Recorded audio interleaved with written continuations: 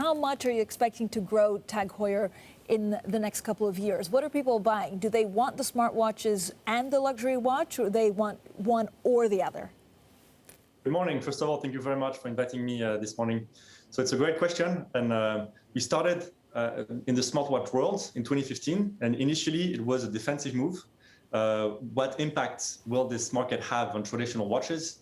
Now, more than ever, we are convinced that traditional watches will keep strong desirability and have a bright future ahead. And we see smartwatches as a new business opportunity, and it's bringing new customers to the brand, and it's a growth driver for us. It's different customers.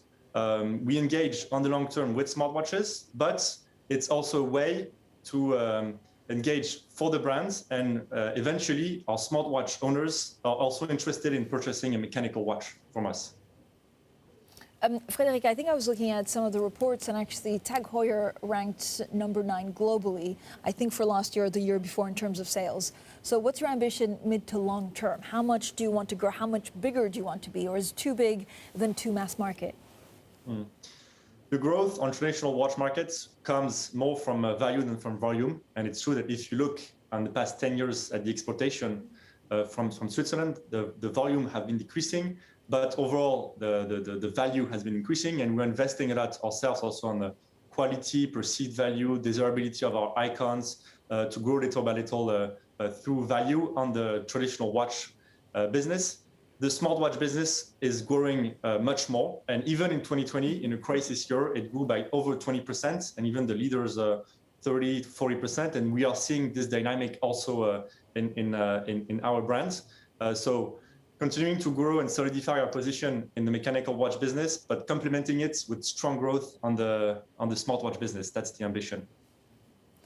Frederic, so how much were sales actually in 2021 compared to 2019? I don't know whether there was a hiatus because of the pandemic and now we're back to normal, or it will take a little bit longer to readjust and readapt. So the objective and the ambition we have for 2021 is to come back to levels of 2019. Of course, 2020 was a hit for the company. There was a demand shock with all the lockdowns throughout the world. There was a supply shock. And in the end, it's the supply shock that slowed down the business, because starting in July 2020, demand came back to very high levels, and people wanted to purchase, have mechanical watches. But we cannot be so reactive on the supply, because it's an industry. There's long lead times, and the products that were not purchased is because they were not produced. So the ambition for this year is to come back to the level of 2019, however, completely differently. The consumption is much more local. Of course, there was a high dependence on tourism, and right now we're not expecting tourism to come back this year, and much more digital, either through our e-commerce platforms, through distance selling, and with a greater share of the connected watch in our business.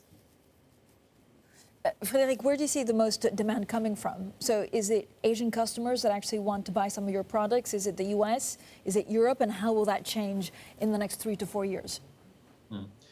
Actually, right now, the dynamic is very strong in many geographies. China, of course, has been very strong for the past year, since it came out of COVID. Some Asian countries, such as Japan, Korea, right now is a bit more difficult due to the situation, and we follow it very closely, of course. The United States are doing very well, and the demand is extremely strong there. Europe, we are performing as a brand very strongly on local clientele. English customers, French, German customers, and we focused all of our efforts and all of our teams to these clienteles.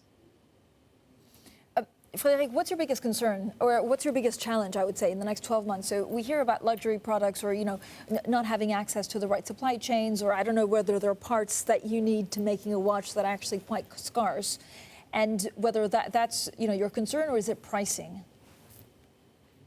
So in terms of supply, we have a lot of internal production or strategic partnerships with suppliers where we can secure supply for the months to come. Now, the ambition is not necessarily to grow through volume. And in our industry, sometimes when we're a bit constrained, it's not too bad. It helps also building desirability for the brand. We launched a watch with 500, 1,000 units. The demand was much higher, but then people look for it, and you can even find a second-hand price which is higher than the retail price, and this on the longer term is positive. As in terms of the smartwatch business, we are constrained like the rest of the electronics industry. There is a supply tension on the chipsets that we are also that is also affecting us.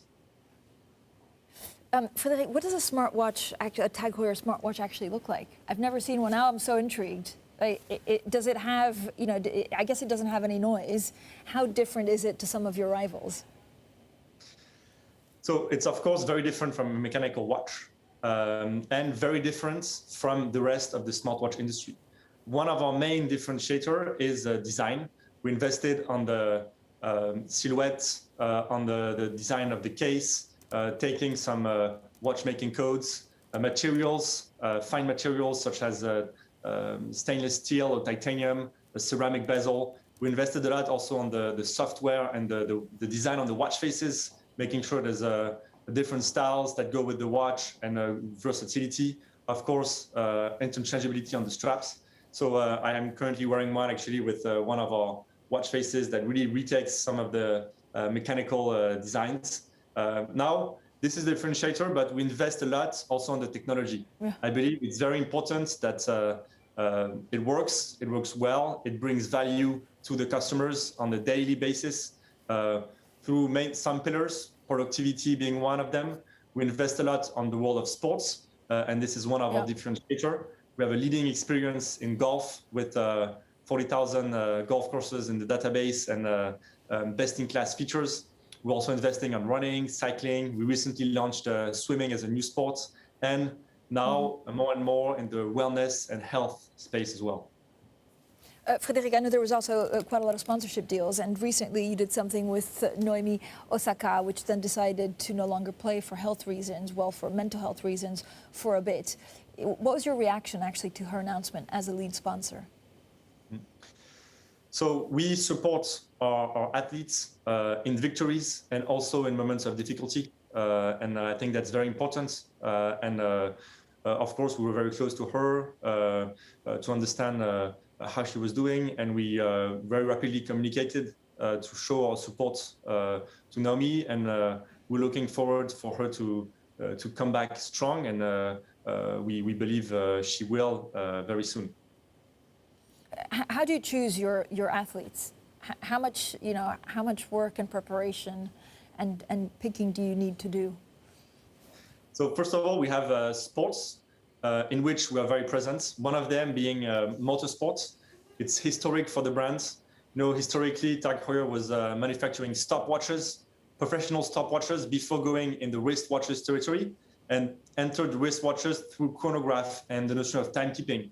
We also have some professional timing equipment for racing, and so it made a lot of sense to sponsor and being very strong in the motor racing world. And we are, I would say, the most authentic and legitimate watchmaker in this territory. We have a partnership with the Red Bull Racing in Formula One, the Formula E as a race, Porsche as a manufacturer, with which we entered a multi-year partnership recently. So there's territories like that. Then there's territories, sports of speed and precision, and some sports we enter through the connected watch, golf being one of them, and we have legitimacy through the product. And then sometimes there's icons. Tennis is not necessarily as a sport super important for us. It's more the figure of Naomi Osaka, we believe, was very interesting for the brand. She's young, she's already a champion, she's an icon, and she's very engaged, which we believe is increasingly important nowadays. Frederic, thank you so much for a wonderful conversation. Frederic Arnault there, the Tag Heuer Chief Executive Officer.